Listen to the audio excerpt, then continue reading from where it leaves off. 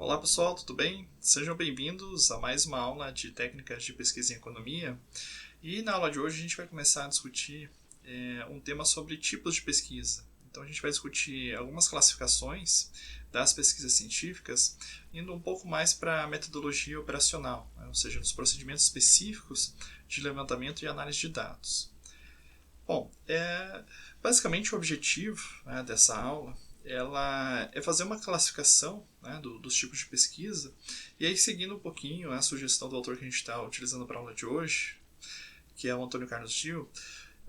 Basicamente essa classificação, né, ela permite a gente organizar os diferentes métodos possíveis de levantamento e análise de dados, né, de forma a gente poder comparar de maneira mais fácil, né, quais são as semelhanças e as diferenças dos métodos, e também servir como uma espécie de guia para a gente decidir sobre qual dos diferentes métodos, né, é mais aplicável à solução dos problemas que a gente está tentando resolver do ponto de vista científico. Tá? E a partir do momento que a gente consegue decidir qual é o método mais adequado, a gente consegue também se planejar e verificar qual dos métodos vai permitir a gente chegar na resposta que a gente está buscando a partir da investigação, e também se organizar e evitar o desperdício de recursos, melhorar o tempo, né, no levantamento de dados e na sua análise, enfim. Quando a gente consegue decidir qual é a técnica mais adequada, a gente vai otimizando os recursos necessários para fazer o levantamento de dados.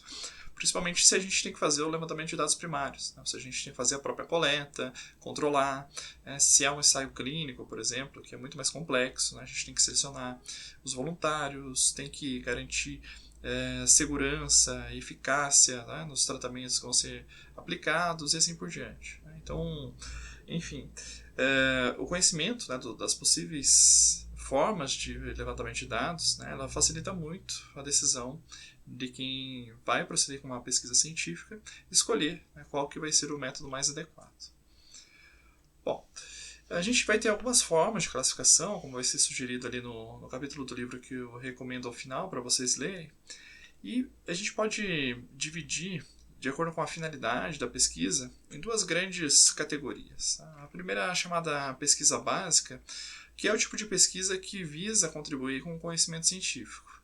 E basicamente é um tipo de pesquisa que tenta resolver problemas, né, de ordem lógica, de coerência, de explicação dos fenômenos, e ela vai ter, portanto, essa natureza mais teórica. Então, é claro que nada impede que a gente possa fazer outros tipos de pesquisa, ou que a pesquisa básica traga contribuições de ordem prática, né? Mas o objetivo ou a finalidade principal desse tipo de pesquisa é fazer avançar aí um corpo teórico, né, no sentido de trazer explicações, generalizações, né, que possam explicar aí a relação entre os fenômenos, como a gente tem visto aí principalmente nas primeiras aulas. Por outro lado, a gente tem a chamada pesquisa aplicada, que é aquele tipo de pesquisa que vai estar embasado numa teoria pré-estabelecida para fazer uma análise da realidade. Então, ela pode servir também para resolver problemas empíricos, ou seja, resolver problemas de ordem prática, mas também serve para testar empiricamente o corpo teórico. Então, aquela teoria que foi desenvolvida do ponto de vista, né, hipotético-dedutivo, por exemplo, que a gente tem algumas hipóteses que foram elaboradas. A gente pode também fazer a pesquisa aplicada, né, para verificar a aderência, né, das previsões, das predições que a teoria traz, se elas se sustentam de fato quando a gente confronta com a realidade. Então, referente à finalidade da pesquisa, né, a gente pode ter esses dois grandes grupos aí de pesquisa básica ou pesquisa aplicada.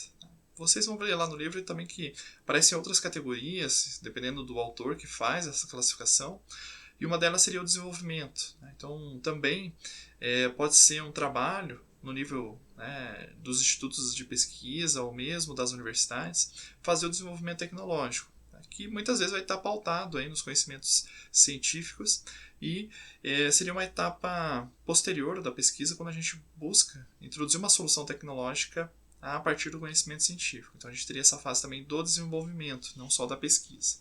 Embora haja uma relação muito próxima entre o avanço da pesquisa científica e a possibilidade de desenvolvimento tecnológico, como novas vacinas, por exemplo, novos dispositivos eletrônicos e coisas do gênero. É claro que não necessariamente um instituto de pesquisa ou a universidade vai introduzir isso no mercado. Então, a gente tem aí depois do desenvolvimento, geralmente o desenvolvimento é um desenvolvimento piloto, né, de um protótipo, ou em pequena escala, chamada escala de bancada, e aí tem todo um desenvolvimento tecnológico posterior para elevar aí a produção para o nível industrial e mesmo colocar o produto no mercado. Né? Então, raramente é papel aí da universidade ou do instituto de pesquisa levar, né, essa inovação tecnológica para a sociedade. Bom, uma outra forma de classificação das pesquisas é feita de acordo com o propósito ou com o objetivo da pesquisa. Tá? E as três formas estão elencadas aqui com uma seta por detrás, justamente para indicar que a gente pode ter todas as etapas da pesquisa, não necessariamente no mesmo projeto de pesquisa, né, porque a gente precisa delimitar o projeto de pesquisa, mas num programa de pesquisa mais amplo, a gente pode iniciar com uma pesquisa exploratória, passar para uma pesquisa descritiva e depois, por fim, concluir aí com uma pesquisa explicativa. Qual que é a diferença básica entre esses três elementos aqui? A pesquisa exploratória geralmente é uma abordagem inicial sobre um fenômeno ou um tema novo, né, em que o pesquisador vai buscar se familiarizar, né, com aquele conteúdo. Então, de fato, os métodos são mais flexíveis, né, justamente para levantar o máximo de informações para verificar, né, ou para compreender melhor um determinado fenômeno. Já a pesquisa descritiva, né, vai ser aquela que vai procurar descrever aquele fenômeno com maior rigor e com maior detalhes. Né? Então ela pode envolver tanto aí o levantamento de dados qualitativos, mas também dados quantitativos. Então eu quero descrever, por exemplo, o perfil epidemiológico, né, de determinadas doenças no país. Então eu vou precisar fazer um levantamento de dados, né, de ordem quantitativa. Ou quero definir o perfil demográfico da população brasileira. Né? Então eu posso usar técnicas, inclusive de estatística descritiva, né, que vocês devem ver aí em outras disciplinas, que justamente faz isso, né, a descrição das médias, tá, do percentual, frequência relativa e coisas do gênero, de algumas características da população. E por fim eu tenho a pesquisa explicativa, que vai justamente trazer explicações de relação de causa e efeito. Tá? Geralmente aqui vai ter um desenvolvimento teórico, né, para explicar essas relações de causa e efeito, e também pode implicar em testes empíricos, né, justamente para trazer evidências, principalmente de ordem estatística ou de inferência estatística, para estabelecer essa relação de causa e efeito. Então a gente tem esses três propósitos básicos aí da pesquisa científica. Então a gente pode classificar, né, inclusive elaborar um projeto de pesquisa, tendo bem claro qual que é o objetivo. Se é um objetivo exploratório para conhecer um determinado tema, se familiarizar com ele, ou se é para descrever algumas características, né, de um determinado fenômeno, ou, por fim, né, trazer aí relações de causa e efeito, né, ou testar hipóteses de relação de causa e efeito, também é uma possibilidade dentro da pesquisa explicativa. Né, seja para validar ou seja para refutar, né, possíveis explicações ou hipóteses de ordem teórica. Bom, a gente tem ainda uma possibilidade de classificação das pesquisas de acordo com a natureza dos dados, né, ou com como é que os dados vão ser coletados, enfim, né, em que o tipo de dado que vai ser levantado, né, vai definir qual é a categoria ou a natureza, né, da pesquisa que a gente vai estar elaborando. Então, com relação à natureza dos dados, né, sendo mais preciso de acordo com o autor, a gente pode ter uma pesquisa quantitativa, que é aquela, né, que obviamente vai procurar mensurar características e estabelecer relações de causa e efeito, né, entre variáveis quantitativas por meio de métodos estatísticos. E a gente pode ter a pesquisa qualitativa, que ela vai levantar dados, né, que não são quantificáveis, mas que procuram entender aí os significados, né, de determinados fenômenos, determinados conceitos, enfim. Né, então ele vai lidar com os aspectos qualitativos do fenômeno e não com a sua mensuração. Né. Então a gente pode ter a pesquisa dessas duas naturezas. Tá. Inclusive a gente pode trabalhar com as duas coisas, né, vai depender do tempo disponível para um projeto de pesquisa, né, e da capacidade do pesquisador ou da equipe de pesquisadores fazerem ambas as coisas. Então a gente pode ter uma combinação de pesquisas quantitativas com pesquisas qualitativas. Né. Isso é bem interessante porque às vezes a gente tem, né, um levantamento estatístico que mostra a relação entre as duas variáveis, mas a gente não consegue explicar por que elas estão relacionadas. E a pesquisa qualitativa pode desvelar aí as razões pelas quais a gente está verificando aquela associação entre duas variáveis. Né? Então, elas tendem a funcionar de maneira complementar. Tá? Embora também a gente possa trabalhar né, com um objetivo bastante claro. Né? Vou trabalhar com uma pesquisa quantitativa e em um outro projeto trabalho com uma pesquisa qualitativa. Além disso, a gente pode ter a classificação de acordo com o ambiente da coleta dos dados. Então, basicamente, ou os dados vão ser coletados em laboratórios, então pesquisas nas áreas de ciências naturais, ou mesmo na área de saúde, química, farmácia, enfim. Né? Então, a gente pode ter o levantamento dos dados em nível laboratorial, inclusive isso permite algum tipo de controle experimental, ou a gente vai a campo. Então, aqui o campo ele é uma determinação bastante ampla. Né? Então, a gente pode, por exemplo, fazer um levantamento demográfico, como o censo do IBGE, que vai de domicílio em domicílio, ou a gente pode entrevistar as empresas para levantar dados de produção, de empregados, né, que trabalham naquela empresa e assim por diante. Né? Então, a pesquisa de campo é justamente o levantamento de dados aí na sociedade ou mesmo na natureza.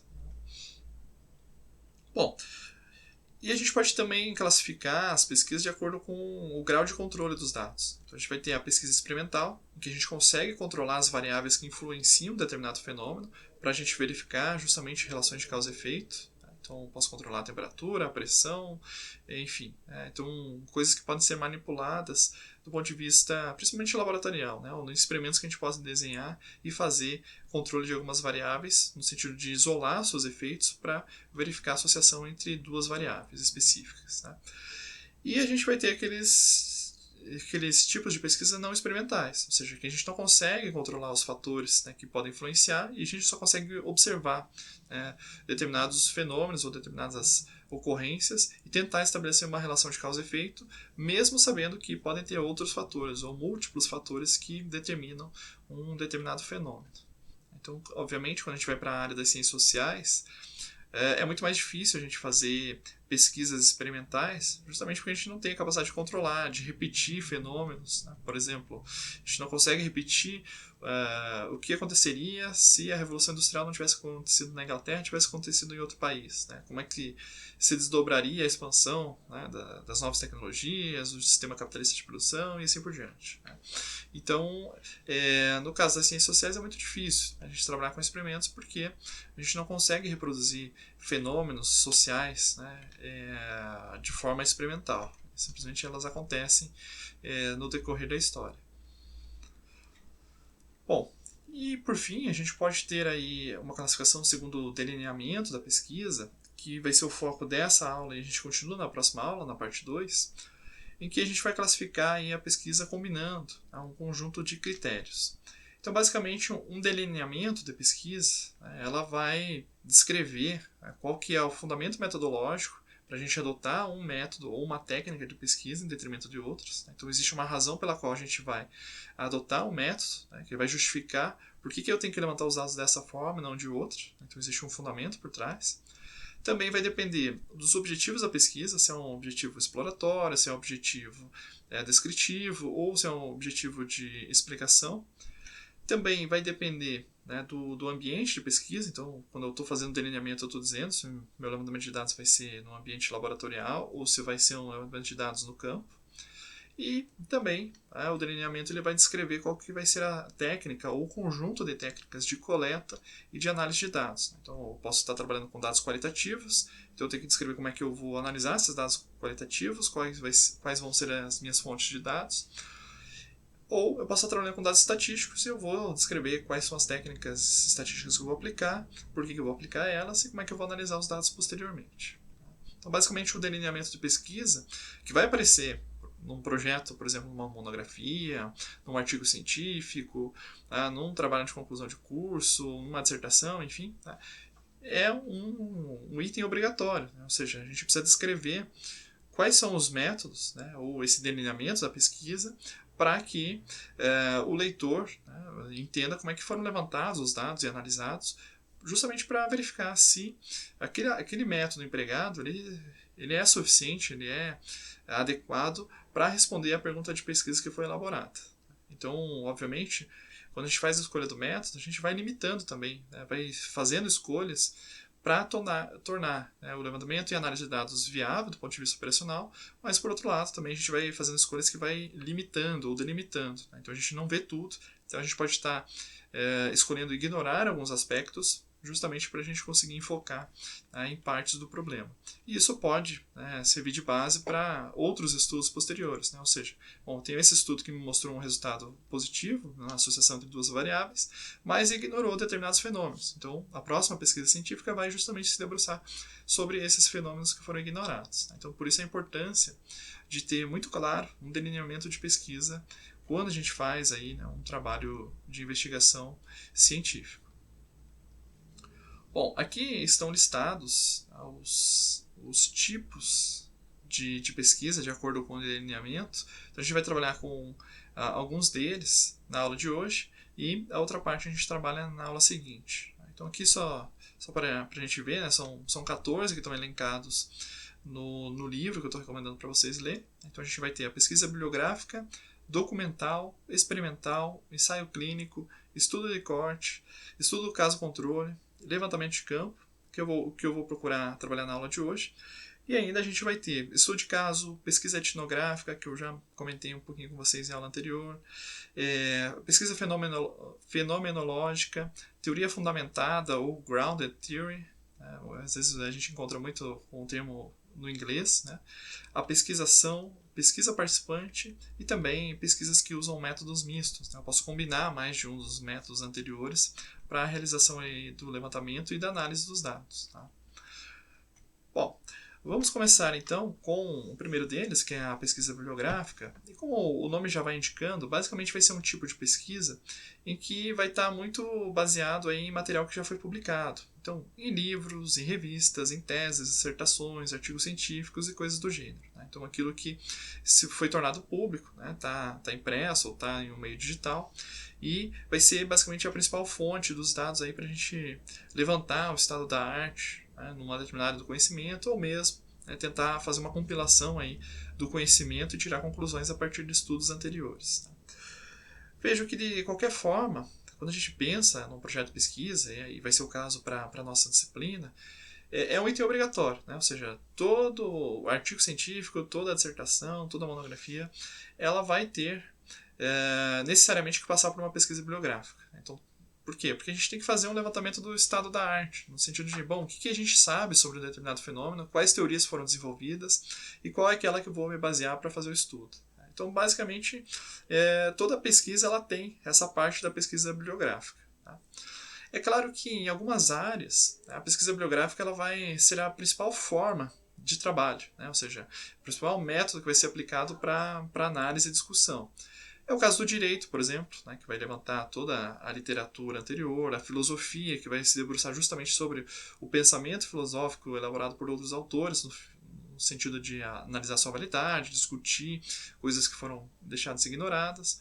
É o caso da literatura, por exemplo, se a gente está discutindo algumas características de um determinado movimento literário. Então, a principal fonte de informação é aquele conjunto de obras que foram publicadas por aquele movimento. Então, a gente vai partir para a leitura, compreensão e trazer conclusões a partir dessa leitura.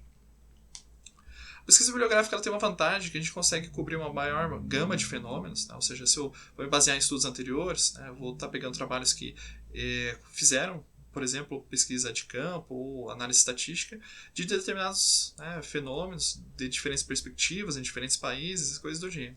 Então eu consigo acessar de maneira indireta um volume de informações e de análises estatísticas ou mesmo de produção teórica muito grande. Então eu consigo ter uma visão maior sobre a realidade.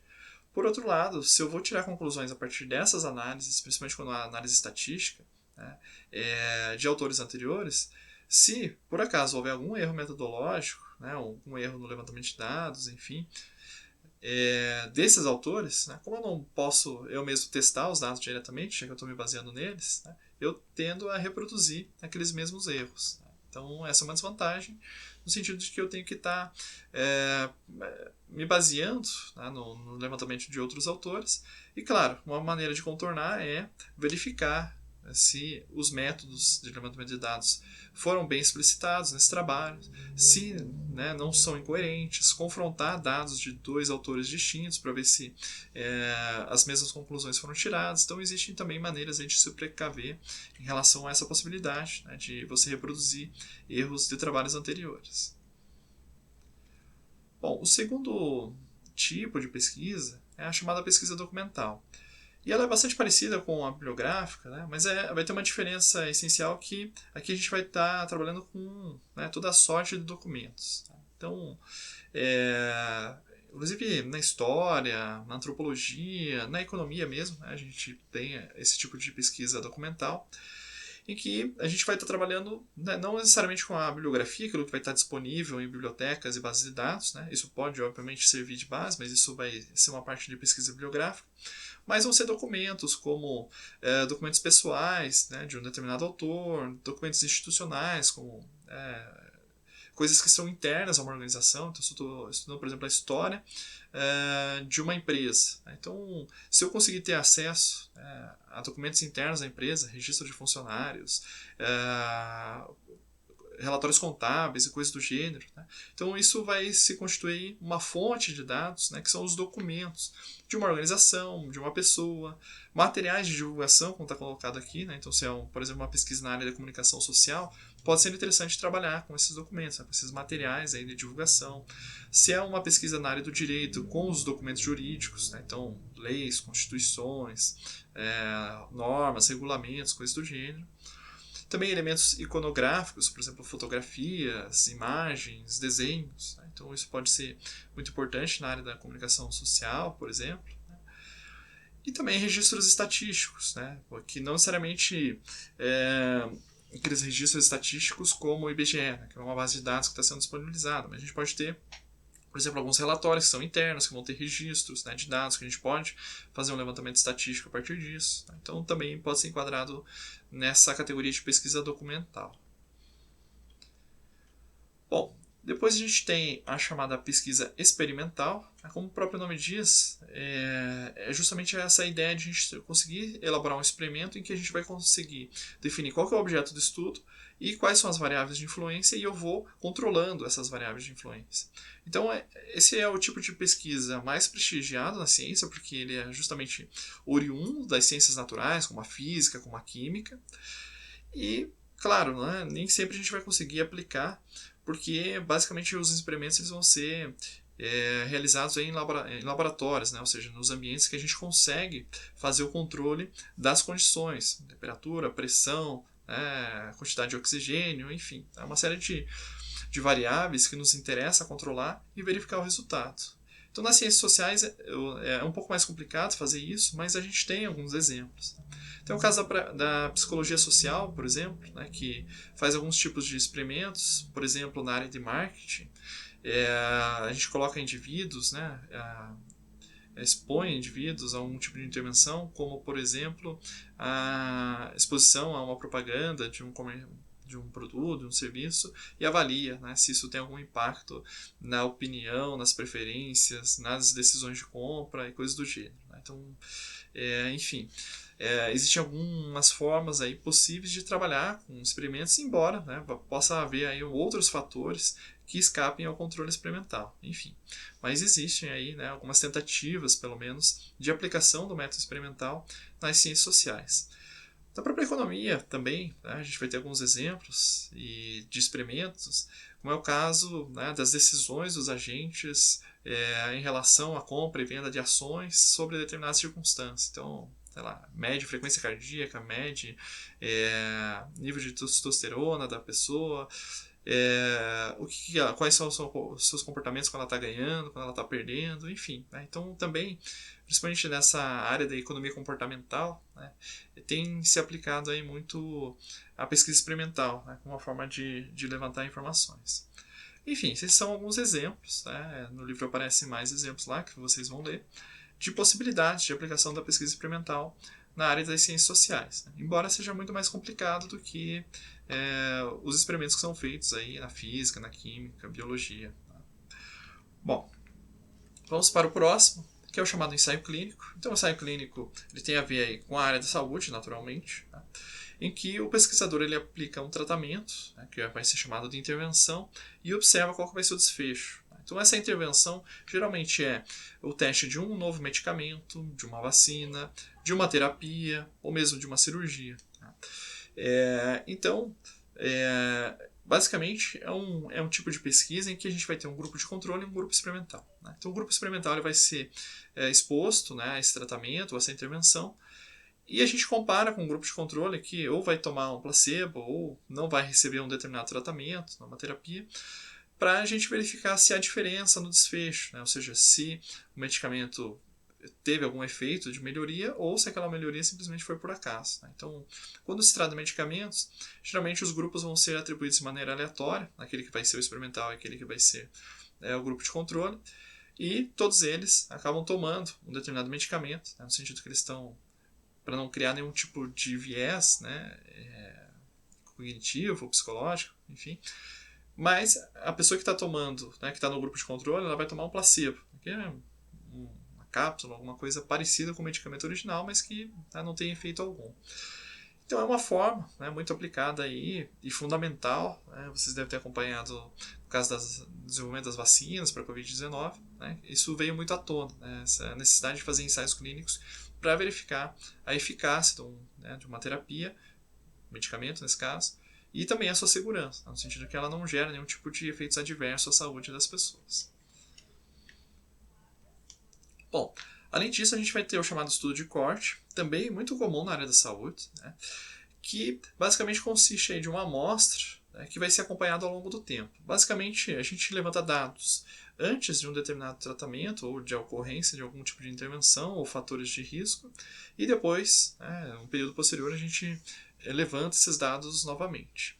E basicamente, esse estudo ele pode ser prospectivo, no sentido de que eu vou começar agora, né, vou levantar dados de um grupo de pessoas nesse momento, essas pessoas vão ser expostas a algum fator de risco, a alguma intervenção, e depois eu meço novamente, para verificar se houve algum tipo de efeito. Então esse vai ser o estudo prospectivo. Né? Ele começa agora e avança para o futuro. Ou eu posso trabalhar com um tipo de estudo retrospectivo, ou seja, eu vou selecionar um grupo de pessoas, vou mensurar os dados agora e vou verificar no passado, né, se eu tiver informações disponíveis, se elas foram expostas a algum tipo de fator de risco para tentar verificar aí quais foram as causas, né, ou os fatores que resultaram num determinado resultado. Né. Claro, tudo isso vai depender, principalmente na área médica, da existência aí de relatórios, né, protocolos, informações disponíveis sobre o histórico dos pacientes, tá? Para que a gente possa pegar os dados, né, e olhar de trás para frente. Né? Ou seja, a gente vai voltar no passado, verificar as informações que foram coletadas lá atrás, comparar com os dados atuais para tentar identificar aí, né, alguns fatores que ajudam a explicar por que uma pessoa teve diabetes e outras não, porque algumas pessoas desenvolveram doenças cardíacas ou não, e assim por diante. Tá? Desvantagem. Né? A desvantagem é que a gente não consegue formar grupos de maneira aleatória, né? Ou seja, vai depender dos grupos, ou seja, se eu tenho pessoas que já desenvolveram a doença ou não, se elas foram expostas a fator de risco ou não. Tá? Então, na verdade, a gente vai manipulando de acordo com os dados e vai colocando para um grupo, para outro, né? De acordo com as informações que a gente tem disponível. E também, para que a gente consiga ter validade, né, ele vai necessitar de grandes amostras. Então é uma desvantagem no sentido de que pode ser muito custoso. Né? Eu tenho que levantar informações em um hospital, em 2 hospitais, né, em hospitais do país inteiro. Então isso pode ser um pouquinho mais complicado, né, para que a gente possa ter uma validade desse estudo. Né? É uma forma de emular, vamos dizer assim, né, uma pesquisa clínica, um ensaio clínico. Só que sem eu ter, né, todo o controle das variáveis, recebendo as pessoas no consultório, aplicando medicamento, registrando e assim por diante. Né? Então, na verdade, eu estou levando informações que aconteceram naturalmente. Tá? Por exemplo, a pessoa fumou por muito tempo, ela teve alguma complicação no pulmão ou não, e as pessoas que não fumaram, enfim. Né? Então, na verdade, eu vou classificando as pessoas no grupo de acordo com esses fatores, né? E não de maneira aleatória, como no caso dos ensaios clínicos. Bom, a gente vai ter também o estudo de caso controle, que ele é similar com o estudo de corte, mas ele é unicamente retrospectivo. Tá? E a diferença do anterior é que é o seguinte, bom, ele parte do desfecho para o antecedente, né, fator de risco, ou seja, eu pego já pessoas que tiveram uma determinada doença, né, e as que não tiveram determinada doença, e depois eu vou analisar se elas foram expostas a um determinado fator de risco. Então, basicamente, eu estou comparando indivíduos com desfecho esperado, ou seja, a pessoa teve câncer de pulmão e aquelas que não tiveram câncer de pulmão, e eu vou verificar, né, se essas pessoas foram expostas a fatores de risco distintos. Então, diferentemente do anterior, por exemplo, no anterior eu podia escolher fumante e não fumante e verificar, né, se elas tiveram algum tipo de doença no pulmão, como um câncer, ou não. Aqui não, aqui eu já estou separando quem teve câncer, quem não teve câncer, e vou olhar para trás quem fumou e quem não fumou, por exemplo. Né? Então, pode ser que pessoas que não tiveram câncer foram expostas ao fator de risco, né? Ou seja, elas foram fumantes durante um bom período da vida. Então veja que a diferença basicamente consiste na forma que a gente vai compondo os grupos. Tá? Então no estudo de caso-controle, a gente divide a partir do desfecho, pessoas que tiveram uma doença, as pessoas que não tiveram doença, e depois eu vou analisar os fatores de risco. É uma forma também de tentar fazer uma espécie de ensaio clínico, né? Só que de maneira retrospectiva. Então o caso-controle é quem não teve a doença, e depois eu vou olhando, né, os fatores de risco para tentar identificar se realmente fumar foi a causa da doença, ou se existiam fatores genéticos, ou se era o estilo de vida da pessoa, mais sedentário, menos sedentário, enfim. Né, então, uma série de fatores possíveis de explicação para o desfecho. Bom, por fim, a gente vai trabalhar com esse caso, que é o levantamento, também chamado de survey, que é basicamente o levantamento de informações diretamente às pessoas ou às organizações, né, que consiste nas pesquisas, né, que a gente vai estruturar um formulário e vai levantar essas informações. Geralmente, esses formulários são bem estruturados de forma a gente obter a informação precisa, né, que possa ser quantificada ou categorizada depois. É o tipo de levantamento como a pesquisa, né, industrial anual do IBGE, né, a pesquisa de emprego mensal e coisas do gênero, que vai permitir uma análise quantitativa que serve de base tanto para os estudos descritivos, como eu mencionei anteriormente, eu quero descrever as características socioeconômicas da população brasileira, e mesmo para fazer pesquisas explicativas, né? Ou seja, no sentido de verificar se, por exemplo, o aumento do desemprego tem causado o aumento da desnutrição, enfim, né? Ou do aumento do risco aí de insegurança alimentar e coisas do gênero. Então eu posso também trabalhar com essa ideia de explicar e estabelecer relações de causa e efeito.